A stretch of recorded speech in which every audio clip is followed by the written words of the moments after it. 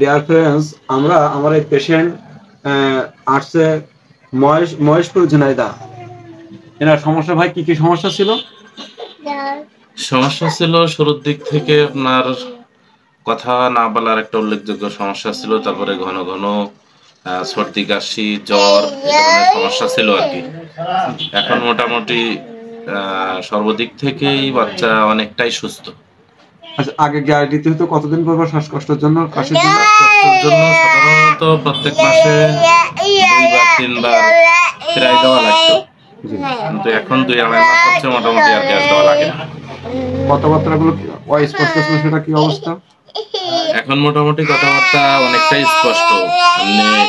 মানে মানুষদের পরিচয় ভিত্তিক, মানুষ দেখে কাকে কি বলতে হবে, মা কিটা, দাদা কিটা, নানা কিটা, অনুযায়ী মানুষের চেহারা দেখে চিনে চিনে সবাইকে ডাকতে পারে, মোটামুটি কথা টুকটাক বলতে পারে।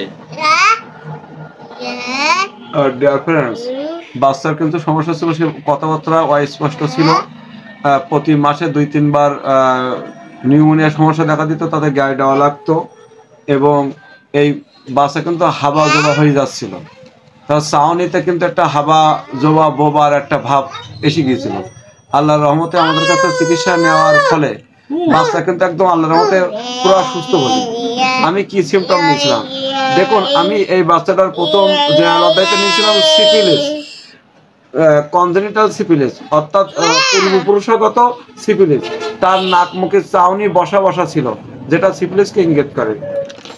এরপর আমরা বাথিং ব্রেড অফ, গোসলের প্রতি অত্যন্ত ভয় ছিল, ভাবি গোসলের প্রতি অনেক ভয় ছিল। তো এখন আর গোসলের প্রতি কিন্তু ভয় নাই। দেখেন, হোমিওপ্যাথ রোগের চিকিৎসা করে না, রোগের চিকিৎসা করে। Treat a patient not disease, রোগ নয় রোগের চিকিৎসা। আমরা কিন্তু তার রোগের কোনো চিকিৎসা দেয়নি, তার দিছি তার ব্যক্তির চিকিৎসা, বাচ্চাটির চিকিৎসা। তাতে কিন্তু সে বাচ্চাটা আল্লাহর রহমতে ভালোই আছে। আল্লাহর রহমতে তাকে বলা যায় আমরা 95% সে সুস্থ।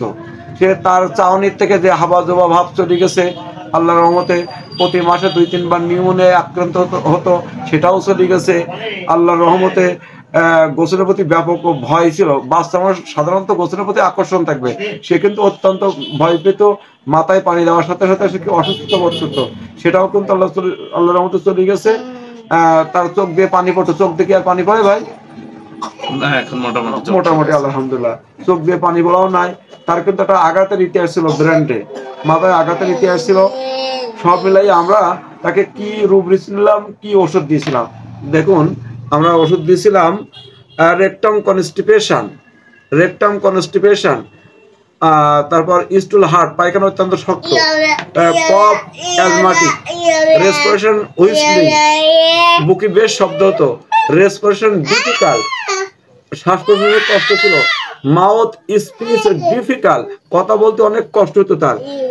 এরপর foolish behaviour, mind foolish behaviour, অর্থাৎ বোকা বোকা ভাব, স্টুল স্কান্টি, পায়খানা অত্যন্ত কম হতো, rectum constipation insufficient incomplete, general syphilis, general bathing bread off, head washing head aggravation, মাথা ধুলেই বেশি হতো।